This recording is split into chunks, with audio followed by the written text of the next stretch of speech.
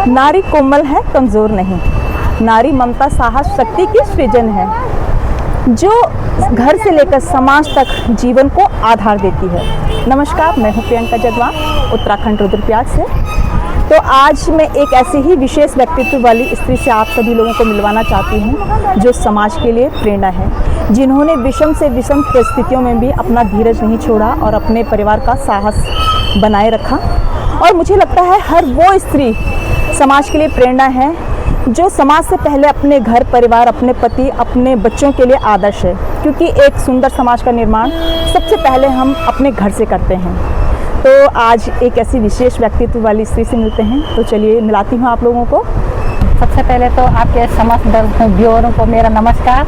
मैं Deepa Panwar, lovely tailors एवं beauty parlour Rudraprayag. तो दीदी, कुछ अपने संघर्ष के बारे में बताइए, किस प्रकार से आपने इस जो ये आपकी दुकान है, किस प्रकार से आपने यहाँ पे इसको खड़ा किया, कितनी मेहनत की और अपने बच्चों के लिए आपने अपना घर परिवार मतलब किस प्रकार से बनाया, थोड़ा सा मतलब स्ट्रगल अपना बताइए। हाँ, ये काम मैंने जो है लगभग मुझे इस काम में 22 साल हो चुके हैं। और जब मैंने इसको सीखा तो उस समय तो बहुत कम महिलाएं जो है सिलाई वगैरह करती थी।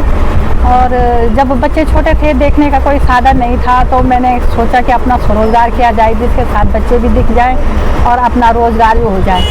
कई जगह पेपर दिए, तैयारी की, क्योंकि मैंने पढ़ाई भी पूरी कर रखी है। और जब मेरे ये लगा कि कहीं से थोड़ा सा एजुकेशन के बारे में बताएंगे, आप कितनी क्वालिफाइड हैं? जी, मैंने जो है पीजी कर रखा है, एमकॉम कर रखा है। उसके बाद मैंने कंप्यूटर भी किया, फिर मैंने सिलाई भी सीखी, फिर मैंने पार्लर भी सीखा। लेकिन मेरी शादी ऐसी परिवार में हुई कि मेरे पति की भी जॉब नहीं थी सरकारी, और उनके भी प्राइवेट ही जॉब थी। तो जब बच्चे हुए तो मैंने कहा यार, बच्चों हम पढ़े लिखे होके बच्चों को कैसे पढ़ाएं। अब मेरी लड़की हुई थी एक, तो मैंने कहा यार, अब मैं इसको जो है अपना स्वरोजगार बना के सिलाई स्टार्ट करती हूँ। लेकिन एक समय ऐसा भी आया, जीवन में आता है, प्राइवेट काम का कोई भरोसा नहीं रहता है, कि सिलाई नॉर्मली थोड़ा बहुत सीख रखी थी मैंने, तो मेरे पास पैसे भी नहीं थे सिलाई के लिए।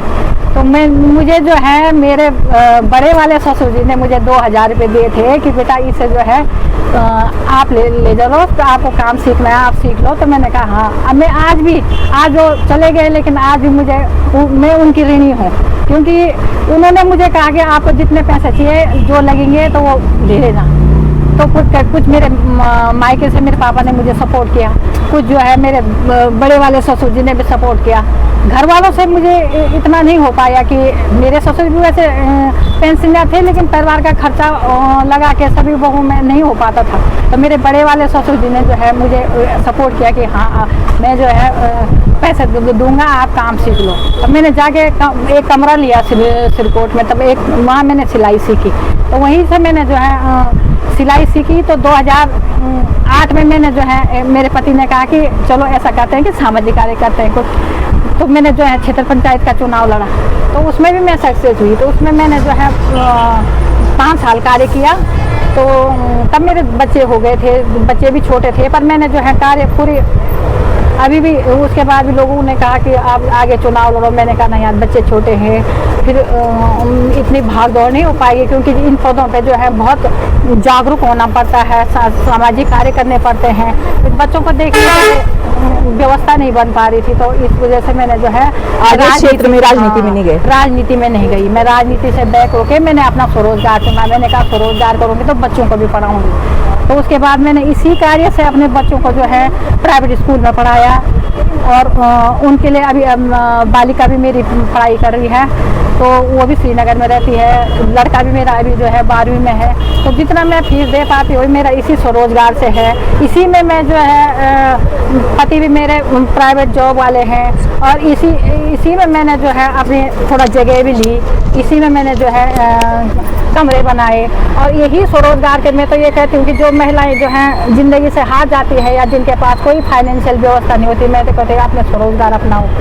क्योंकि नौकरी तो ज़रूरी नहीं है कि जितने लोग पढ़ाई करते हैं सभी को नौकरी मिले। तो इसलिए जो है अपनी मेहनत के दम पे जो है आदमी कुछ भी कर सकता है।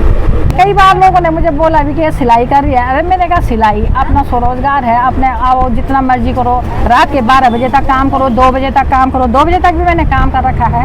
लेकिन ये होता है कि अपने काम में खुशी मिलती है, अपने लगे रहो, अपने दिन में करो, बच्चे जब सो जाए तब करो, बच्चे इधर उधर स्कूल चले गए तब करो, कभी भी कर सकते हैं।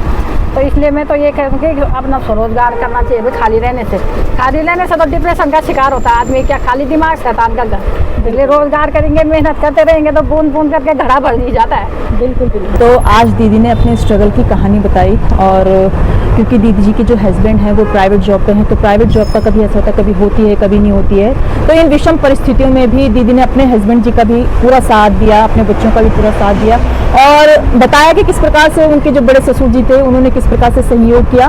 तो जिस टाइम है ना कोई सहयोग करता है तो एक छोटी सी राशि भी बहुत मायने रखती है, और वो आपकी ज़िंदगी को बदलने वाली होती है।